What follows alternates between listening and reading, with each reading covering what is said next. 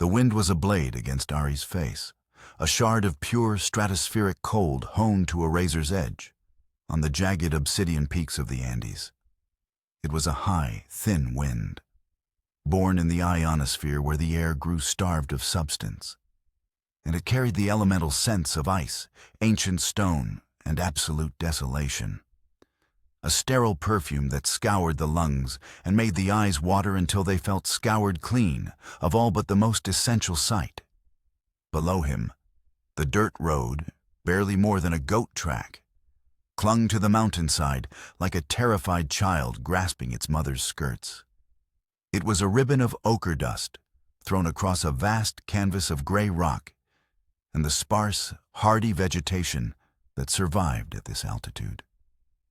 Brittle, wind-lashed shrubs and clumps of ichu grass that hissed in the gale.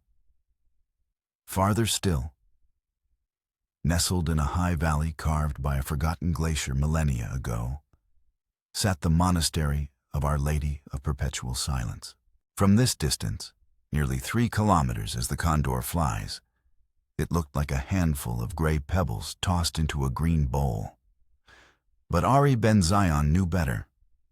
It was a fortress of faith, of isolation, and if the wheezing, schnapps-soaked whispers from a dying informant in a Munich beer hall were to be believed, a fortress hiding a monster. He adjusted the worn leather strap of his satchel, the coarse, undyed wool of his simple tunic scratching at his neck. The garment chafed, a constant, irritating reminder of his assumed identity. He was no longer Ari Ben Zion of the Mossad Caesarea division, a man fluent in 4 languages and proficient with a dozen weapon systems, a man whose hands knew the precise pressure needed to field strip a Sig Sauer P226 in total darkness or to silence a sentry with a single, brutal motion. He was Brother Michael, a penitent from a defunct German order, the servants of the sorrowful word, seeking refuge and a life of contemplative silence. His legend was a masterpiece of fabrication, a life story built from the dust of dead men and the ink of forged documents. Complete with theological credentials from a seminary in Dresden that had been vaporized into a cloud of ash and memory by Allied firebombs in 1945. It was a ghost's life, a meticulously crafted fiction woven by the finest minds in the Mossad's research division, and he was about to offer it to a monastery full of men who had made themselves ghosts by choice. His fingers, numb with cold despite the thin leather gloves, found the small, almost invisible transmitter sewn into the hem of his tunic. It was no bigger than a grain of rice, a marvel of miniaturization. He pressed it once, a firm, deliberate squeeze through the rough wool. A single, short pulse, a 0.2-second encrypted burst transmission on a frequency-hopping VHF channel, cycling pseudo-randomly between 462.5625 and 462.7250 megahertz. A digital ghost flitting through the mountain air, undetectable by all but the most sophisticated signals intelligence. In position. Commencing final approach. Miles away, in a cramped, anonymous room above a bakery in the provincial town of Salta, David Aharoni watched a single green light blink on a matte black console. The room was an assault on the senses. The oppressive heat of the Argentinian lowlands was trapped within its 4 walls, mingling with the sweet, cloying smell of yeast and fermenting sugar that rose from the ovens below.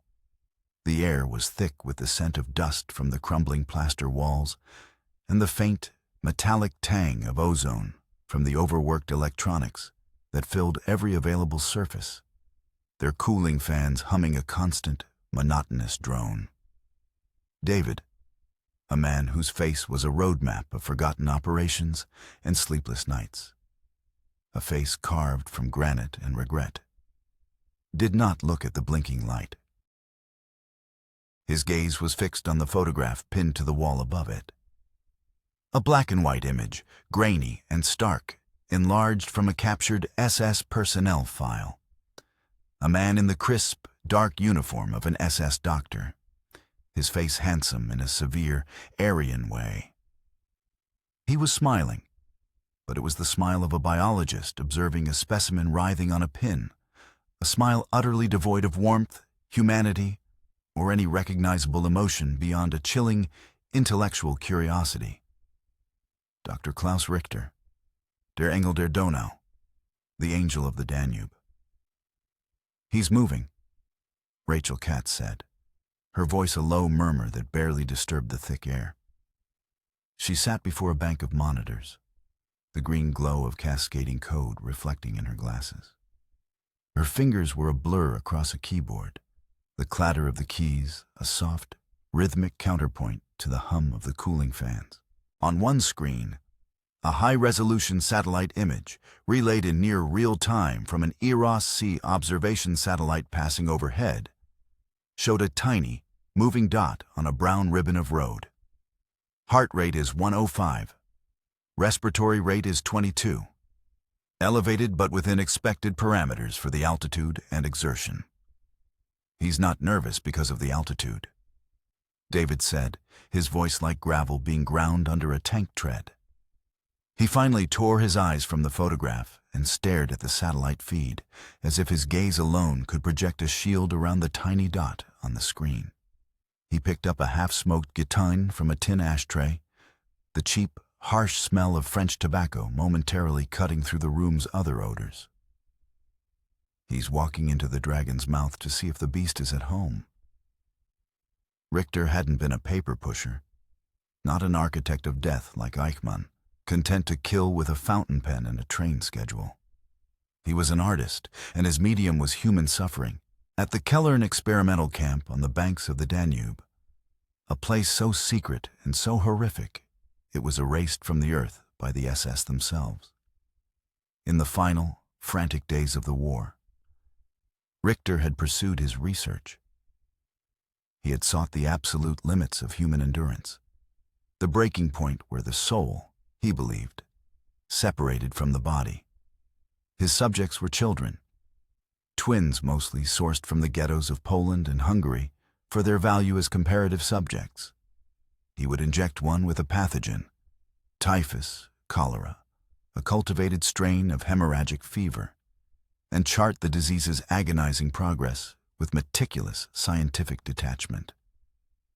While the other twin served as a living, weeping control subject in an adjacent cage, he performed surgeries without anesthesia to study the body's response to profound shock. He tested the effects of extreme atmospheric pressure in a specially constructed chamber until lungs ruptured, and the effects of freezing temperatures in vats of ice water until the heart finally ceased its struggle.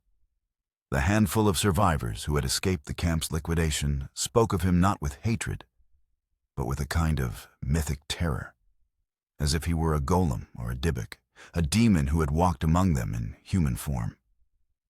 For 30 years, he had vanished. No body, no trail, no grave.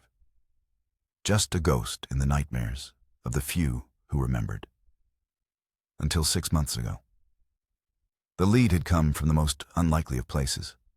The confessional, an elderly German immigrant in Munich, his body riddled with liver cancer, had unburdened his soul to a young priest.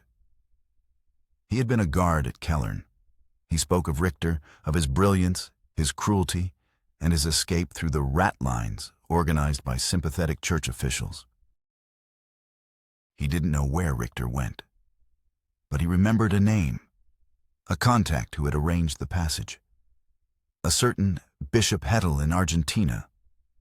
And he remembered Richter's ultimate obsession, the one thing that had set him apart from the other butchers. Richter believed that the human soul could be physically located, that it had a weight, a tangible presence that could be measured at the precise moment of death. The guard, his breath reeking of schnapps and decay, said Richter spoke of finding a place of ultimate silence, a place where he could listen for the whispers of God and continue his work in peace. The young priest, shaken to his core, had broken the sacred seal of the confessional and contacted the authorities. The trail was colder than the Andean wind, but it was a trail.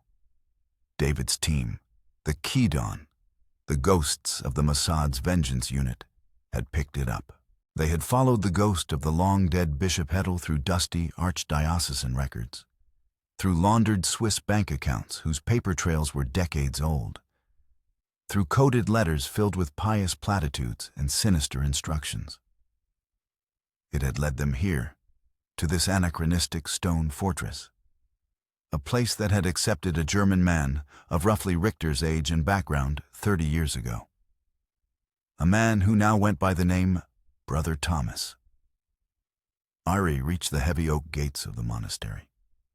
They were ancient, bleached gray by centuries of sun and scoured by the relentless wind, bound with black iron straps and studded with bolts the size of a man's thumb.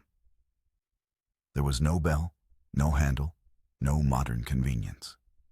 Only a small, grated peephole set at eye level. He waited, letting the wind whip his tunic around him, letting the biting cold seep deep into his bones. He needed to look like a supplicant, a man at the end of his rope, not an agent at the start of his mission. He had to empty himself of Ari Ben Zion, of the training, the anger, the purpose. He had to become Brother Michael, a hollow man seeking to be filled by God. The silence was absolute, a physical pressure on the eardrums, broken only by the wind's mournful, keening song as it tore past the stone battlements. After what felt like an hour, but was likely only 10 minutes, a small wooden panel behind the iron grate slid open with a dry scraping sound, revealing a pair of ancient, watery blue eyes afloat in a sea of wrinkles. "Deo gratias?" A voice rasped, the Latin thick with a Spanish accent. "Thanks be to God." "Et spiritui tuo," Ari replied, his own Latin flawless, a product of months of intensive tutoring by a retired Vatican scholar in Rome. "And with your spirit." "I am Brother Michael. I have come on a pilgrimage of peace. I seek the abbot." The eyes studied him, taking in his threadbare clothes, the exhaustion etched onto his face. An exhaustion that was only partly feigned after the arduous climb. And the simple, crudely carved wooden cross around his neck. The panel slid shut. The silence returned, heavier this time, freighted with judgment. Ari stood his ground, his heart a steady, slow drum against his ribs. This was the first test. Patience. A true man of God would have infinite patience. A man of action would grow restless. He forced himself to be the former, focusing on his breathing, counting each inhalation and exhalation as the cold air burned its way down his throat. The sound of a heavy iron bar being lifted echoed from within, followed by the groan of ancient hinges protesting their disturbance. One of the massive doors opened just enough for a man to slip through. A wizened monk with a face like crumpled parchment beckoned him inside. The courtyard was a world of profound, shocking quiet. The thick stone walls absorbed all sound, leaving only the soft scuff of the old monk's leather sandals on the flagstones.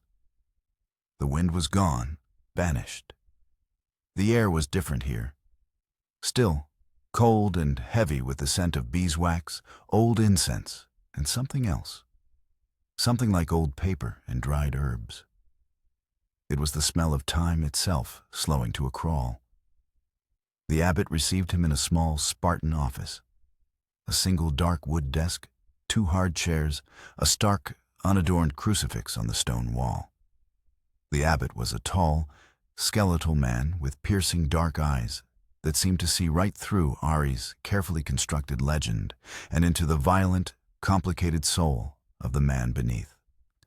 He read the forged letter of introduction from the non-existent German bishopric, his long, bony fingers holding the paper as if it might crumble to dust at his touch. "Your order, the servants of the sorrowful word, is gone," the abbot said, his voice a dry rustle.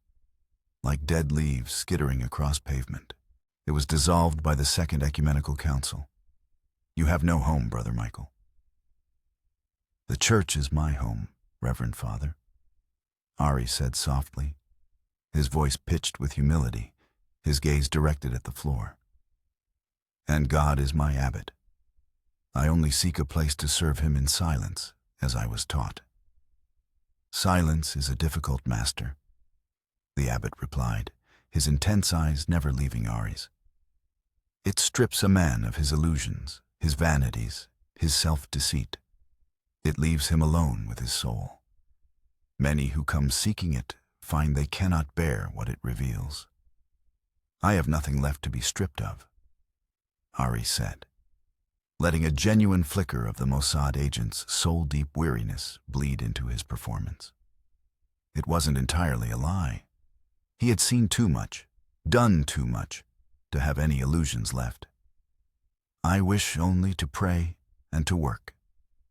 The abbot was silent for a long, unnerving time. Ari could feel the man's intellect probing him, searching for the slightest crack in his facade. In the Salta bakery, Rachel watched Ari's biometrics on her screen. His heart rate was a steady 72 beats per minute. His breathing was deep and even. His skin conductivity was normal. He was a machine, a perfect liar. You may stay for a probationary period, the abbot finally declared. You will follow our rule. You will work in the gardens and the library. You will maintain the great silence. If your vocation is true, you will find your place among us. If it is not, the mountain will send you away. It was a victory, but a terrifying one. Ari had breached the first wall. Now he was inside, a wolf in monk's clothing, surrounded by 24 men who had dedicated their lives to contemplation. And one of them, he prayed, was the angel of the Danube. Life in the monastery was a crushing, monastic rhythm, a clockwork of devotion designed to grind the individual down into a component of the whole. The day was broken into a series of liturgical hours, beginning with matins in the freezing, pre-dawn blackness of the unheated chapel, and ending with Compline after sunset. The monks slept in small stone cells on thin straw mattresses that did little to ward off the chill seeping from the floor, ate their meager meals of bread, thin vegetable soup, and root vegetables in absolute silence, and worked in the terraced gardens or the cavernous scriptorium. The great silence was the absolute law of the house. Speech was forbidden, except for the chanted prayers and a brief, supervised recreational period on Sundays. All necessary communication was done through a simple, elegant sign language. It was a perfect hiding place.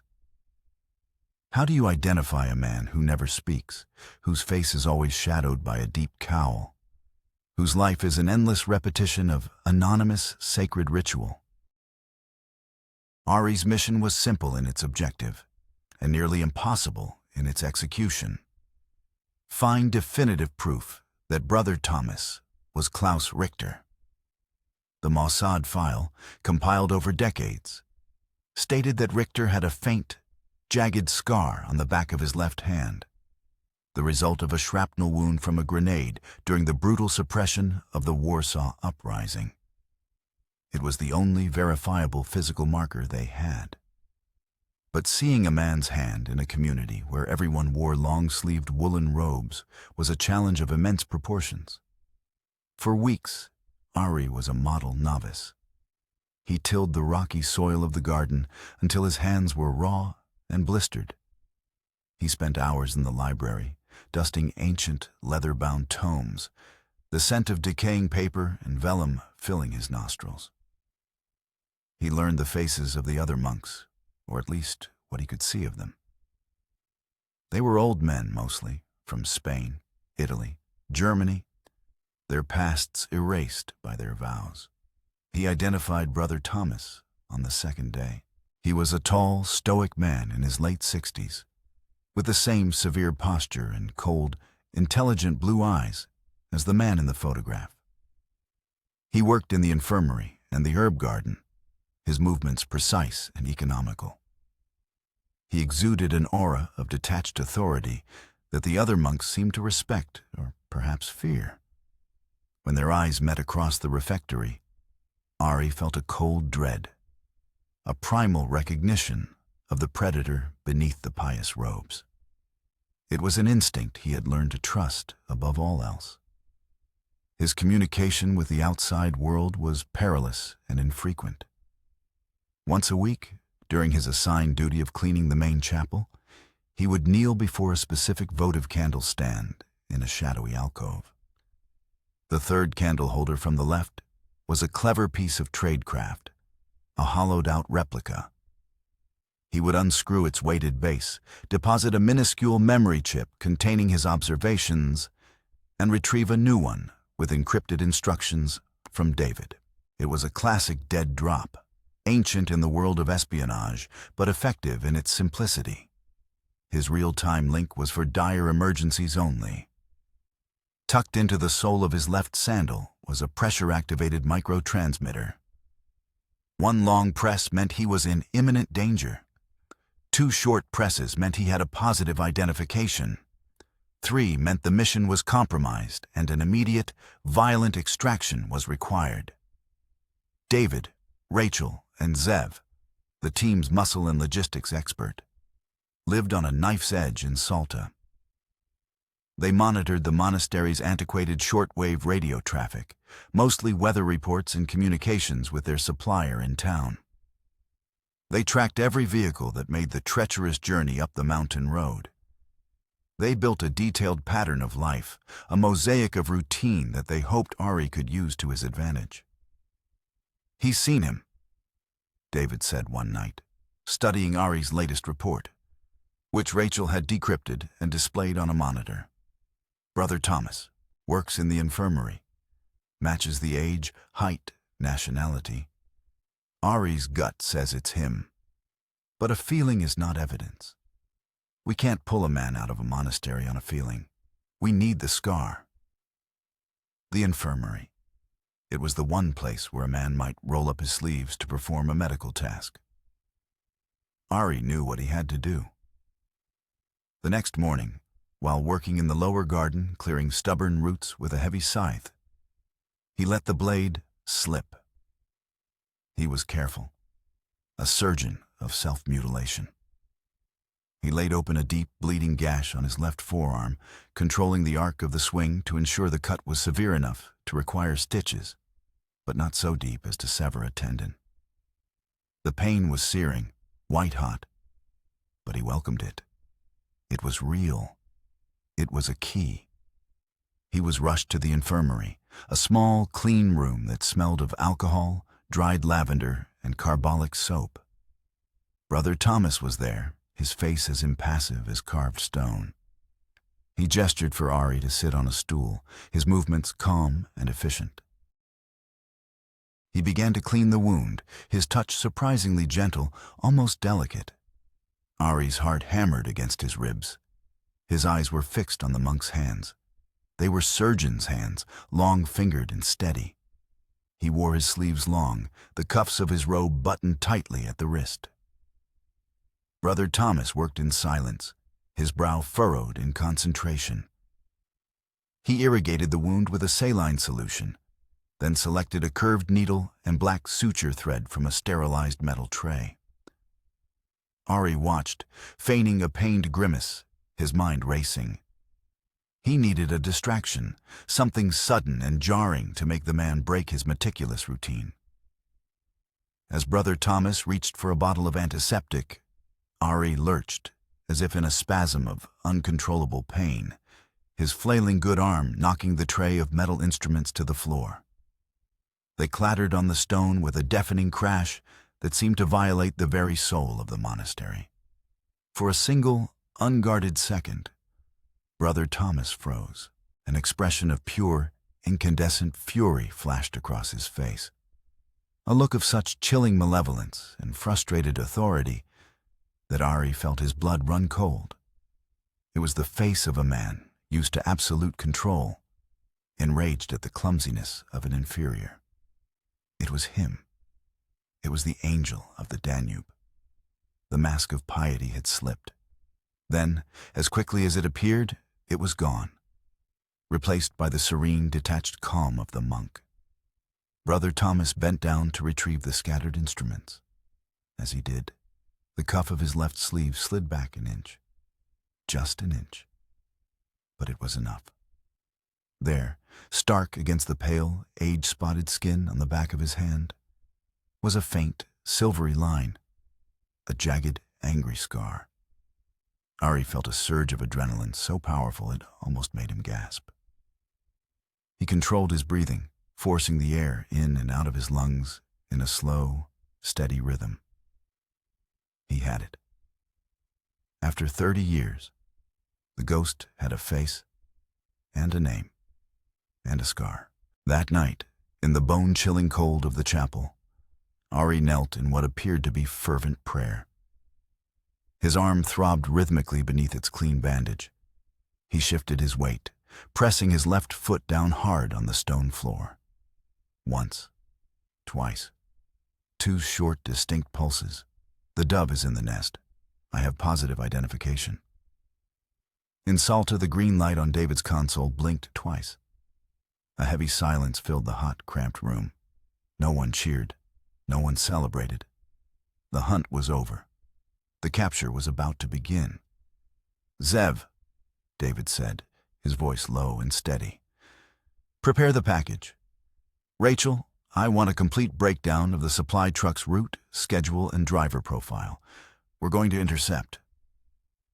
The plan was audacious in its simplicity. The monastery was supplied once a month by a battered but reliable old Ford F-100 truck from Salta. It brought flour, oil, medicine, and other necessities. The driver was a grizzled local named Matteo, a man who had been making the run for 20 years. Zev's job was to become Matteo. For 2 weeks, Zev shadowed the real Matteo. He learned his habits, the way he walked with a slight limp from an old football injury, the cafe where he took his morning coffee, the brand of cheap, unfiltered cigarettes he smoked. On the morning of the supply run, Zev and David were waiting on a deserted stretch of road outside of town. It was quiet, professional. A set of spikes disguised as a fallen branch, a flat tire, an offer of help, a rag soaked in chloroform. The real Matteo would wake up with a splitting headache in a comfortable hotel room, a nice sum of American dollars in his wallet, and a vague, confusing memory of having decided to take the week off to visit a cousin. Zev, now dressed in Matteo's dusty clothes and a wide-brimmed hat, began the long, grinding climb up the mountain in the supply truck. In the back, hidden among the sacks of flour and crates of vegetables, David waited, a Heckler & Koch P7 pistol in a shoulder holster and a tranquilizer gun resting on his lap. Rachel was their eye in the sky, coordinating everything from the bakery, monitoring police frequencies, and providing real-time satellite imagery of the mountain road. The final, crucial piece of the plan rested on Ari. He had to get Richter out of the monastery and onto that truck. His fabricated wound was the key. For days, he had complained of fever and spreading infection, using a small, disposable chemical heat packet hidden in his bandage to artificially inflame the skin around the wound. He had sold his performance well. In the infirmary, Brother Thomas had examined the arm with growing concern, his professional medical instincts overriding his monastic detachment. "The infection is deep," Brother Thomas had written on a small slate, his script neat and precise. "It resists the herbal poultices. It may require stronger medicine from the city. Penicillin." This was the opening. The abbot, genuinely concerned for the soul and body of the young novice, agreed. When the supply truck arrived, Brother Michael would be sent down the mountain with the driver to see a doctor in Salta. The abbot, in a gesture of paternal concern, assigned the most medically knowledgeable monk in the community to accompany him and ensure his proper care. Brother Thomas. Ari saw the truck rumbling up the final switchback, a plume of ochre dust trailing behind it like a banner. Zev parked in the courtyard, his face shaded by the hat, and began unloading supplies with the help of 2 lay brothers. He moved with the slow, deliberate pace of the real Mateo, grunting as he lifted heavy sacks, even pausing to light one of the foul-smelling cigarettes. The abbot led Ari and Brother Thomas to the truck. "Vaya con Dios," he said, making the sign of the cross. "May he heal your body and preserve your spirit." Ari climbed into the passenger seat of the cab. The vinyl was cracked and the air smelled of stale tobacco and gasoline. He could feel Richter's presence behind him as the older man climbed in, his movements stiff and economical. The door slammed shut, a sound of absolute finality. Zev started the engine with a roar, gave a casual wave to the abbot, and began the slow, careful descent. For the first few miles, silence reigned in the cab. Ari stared out the window at the dizzying drop, his heart a frantic bird in his chest. David was in the back. The extraction point was a sharp hairpin turn 5 miles down, a place where the road was narrow and flanked by a sheer cliff on one side and a steep, tree-choked ravine on the other. As they approached the turn, Ari saw the signal. A small pile of stones on the side of the road, arranged in a specific triangular pattern. He took a deep, silent breath. The fever. "I feel it again," he gasped, clutching his head and slumping against the dashboard, his body going limp. Zev slammed on the brakes, bringing the truck to a screeching, lurching halt. "¿Qué pasa? What is it? What's wrong?" He grunted in heavily accented Spanish. Richter was instantly alert, the doctor in him taking over completely. "He is delirious.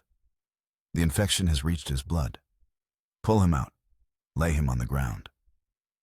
He opened his door and slid out, moving around to the passenger side. This was the moment. As Richter reached to open Ari's door, the canvas flap on the back of the truck was thrown aside. David emerged, a dark shape against the bright sky. He was not a vengeful ghost. He was a quiet professional, his face grim, the tranquilizer gun held steady in his hand. Richter saw him. For a fraction of a second, his face registered not fear, but a flicker of pure, academic curiosity, as if he were cataloging a new and unexpected phenomenon. Then, the instinct for self-preservation, honed over 3 decades of hiding, took over. He was surprisingly fast for a man his age. He didn't run. He lunged, not at David, but at Zev, grabbing him in a chokehold and pulling a small, wicked-looking pruning knife from the folds of his robe. "Zurück," Richter hissed, the German accent thick and guttural. The serene voice of the monk was gone forever, replaced by the bark of an SS officer. "Stay back. 1 step and I will cut his throat." Zev, a trained paratrooper and Krav Maga expert, didn't panic.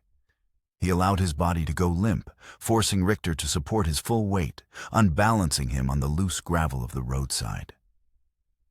At the same time, Ari, no longer the sick novice, exploded out of the truck cab. He slammed his shoulder hard into Richter's side, breaking the older man's concentration. The knife clattered to the ground. The fight was short, ugly, and brutal. Richter fought like a cornered animal, with a surprising, wiry strength, but he was one old man against 3 trained professionals in their prime. Zev spun out of the chokehold and delivered a precise, disabling blow with the heel of his hand to Richter's knee. The man crumpled with a cry of pain and rage. Before he could recover, David was on him, the needle of the tranquilizer gun sinking into the thick muscle of his thigh. Richter's eyes widened in shock, then glazed over. He slumped to the ground, unconscious. "Get him in the back of the sedan," David ordered, his voice tight with adrenaline. "Ari, tie up the monk's robes. Make it look like he fell. Zev, the truck goes over the edge. Rachel, are we clear?" "Clear." Her voice crackled in David's earpiece. "No traffic for at least 10 kilometers. But the weather is turning.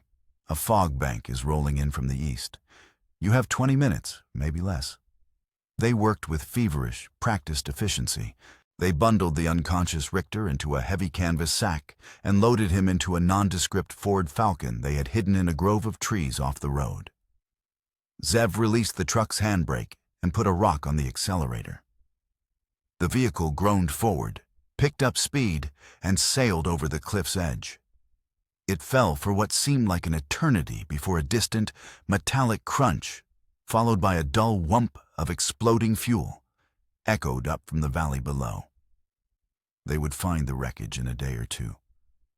They would find the body of one monk, Brother Michael, thrown clear, his neck broken. They would assume the driver and the other passenger had been consumed by the fire or carried away by the river at the bottom of the ravine. The story was tragic, but plausible. As they drove away, the fog descended, a thick, white blanket that swallowed the road, the mountains, and the past. They were ghosts again, smuggling another ghost out of the wilderness. The safe house was a small, isolated ranch house on the pampas, hundreds of miles from the mountains. Klaus Richter awoke strapped to a heavy wooden chair in a bare room. The tranquilizer had worn off, leaving him with a splitting headache and a mouth as dry as desert sand.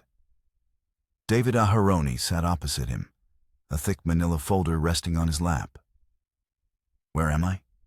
Richter asked, his voice hoarse. "A long way from your monastery, Doctor," David replied. He opened the folder. Klaus Richter, born in Munich, 1912. SS Hauptsturmführer. Chief physician at the Kellern Experimental Facility, 1943 to 1945. You are wanted for crimes against humanity. Richter almost smiled, a contemptuous curl of his lip. You are Jews, aren't you? I should have known. You people never forget. We are memory, David said, his voice flat and cold. He slid a photograph across the table. It was a picture of a little girl, no older than 7, with enormous, dark, fearful eyes. Do you remember her? Subject 214. Anna.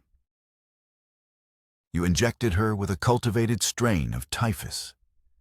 You wanted to see how long a child's immune system could fight it without aid. She lasted 6 days. Her twin brother, Daniel, in the next cage, was forced to watch and report on her symptoms. Richter stared at the photograph, his expression unreadable. It was a long time ago. It was a time of war. I was a scientist, serving my country. You were a monster, serving your own depravity, David countered, his legendary control beginning to fray at the edges. You kept meticulous notes. We have them. The screams, the fevers, the precise moment the light left their eyes. You weighed them before and after, didn't you, Doctor? Still searching for the weight of the soul. For the first time, a flicker of genuine, academic interest appeared in Richter's eyes. You have my notebooks? Incredible. They were thought to have been destroyed in the fire. Not everything burns, David said. Richter leaned forward as much as his restraints would allow. A crafty, intelligent light now shone in his eyes. The frightened monk was gone forever, replaced by a cold, calculating strategist. You intend to take me to Israel, he stated, not asked. You want to put me on trial, like that little bureaucrat Eichmann, a spectacle for the world. He paused, letting the words hang in the stale air. I can offer you something far more valuable. There's nothing more valuable than justice, David said. Justice is an abstract concept. I can offer you a concrete reality. Richter countered, his voice gaining strength. When I escaped, I did not come alone. The network that brought me here, Odessa, is not just a memory for old men. It still exists. It has evolved. The old soldiers are gone, but the money remains. Billions of dollars in dormant accounts, in looted art, in Nazi gold. It funds neo-fascist movements, terrorist cells, political assassins all over the world. The men who control it are invisible. They are respectable bankers in Zurich, powerful industrialists in São Paulo, influential politicians in Madrid. I can give you their names. All of them. David stared at him, his face a stone mask. Rachel, Ari, and Zev were listening from the next room. The conversation piped through a hidden microphone. The air was thick with unspoken questions. Why? David asked, his voice dangerously soft. Why would you betray them? Because they left me to rot in that ridiculous, superstitious prison. Richter sneered, the venom clear in his voice. They promised me a new life, a laboratory, funding to continue my work. Instead, they gave me a rosary and a vow of silence. They used me and then they buried me. My life is over, I know that. But I can still burn their new world to the ground. Give me a peaceful death here, a needle in the arm, and I will give you the keys to their kingdom. A kingdom far more dangerous to your people than one old man. The room was silent, save for the buzzing of a fly against the window pane. The offer was staggering. The intelligence would be the biggest coup in Mossad history, capable of dismantling a global web of terror and finance. It could save thousands of lives. All it would cost was the formal justice for one man. The justice for Anna and the hundreds of other children whose names were recorded in Richter's spidery script. David stood up and walked to the single window, looking out at the endless, flat expanse of the pampas stretching to the horizon. He thought of the girl in the photograph. He thought of his own grandparents, who had turned to smoke and ash in the skies over Poland. The mission was to bring Richter to justice. But what was justice? A public trial that would drag on for years? Or preventing future atrocities? An eye for an eye? Or 1,000 lives for a list of names? He turned back to Richter, turned back. The old Nazi's eyes were gleaming with a triumphant, malignant intelligence. He believed he had won. He believed he had found a currency that even his sworn enemies would value more than their vengeance. You misunderstand us, David said, his voice quiet but carrying the weight of 6 million dead. You think this is a negotiation. You think we are merchants, trading one life for a list of names. But we are not merchants. He picked up a sterile syringe from a small medical tray on the table. He filled it with a clear liquid, potassium chloride. We are not here for the future, David continued, his voice dropping to a whisper as he approached the suddenly terrified, struggling doctor. We are here for the past. We are ghosts, and we are memory. He expertly found the vein in Richter's arm. The old man's eyes were wide with disbelief and a dawning, ultimate horror. He had miscalculated. He had tried to bargain with an absolute. And we, David whispered, pushing the plunger, are the weight of the soul. Later, as the sun set over the pampas, casting long shadows that bled into the purple dusk, they buried the body in an unmarked grave deep in the Argentinian wilderness. No stone, no cross, no name. Just an absence. A monster returned to the dirt. Weeks later, Ari sat at a bustling cafe on Dizengoff Street in Tel Aviv. The noise, the life, the vibrant, chaotic energy of the city was a physical assault after months of profound, crushing silence. People laughed, shouted into cell phones, argued over politics and the price of coffee. The screech of a bus's air brakes made him flinch. He felt like a man from another planet, an alien observing a species he no longer fully understood. He could still feel the phantom weight of the monk's woolen robes on his shoulders. The silence of the monastery was not something you could leave behind on a mountain. It followed you.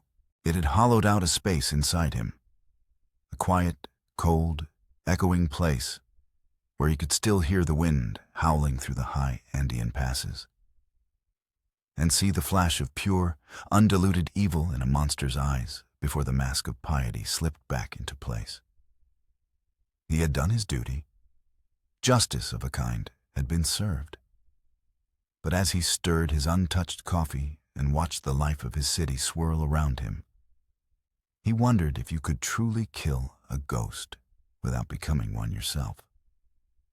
The mission was over, but he knew, with a certainty that chilled him more than any mountain wind, that the great silence would be with him forever. It was the echo in every conversation, the pause between heartbeats. He had gone to the quietest place on earth to find a monster, and he had found him. But he had also brought a piece of that quiet back with him, a permanent void in the cacophony of the world.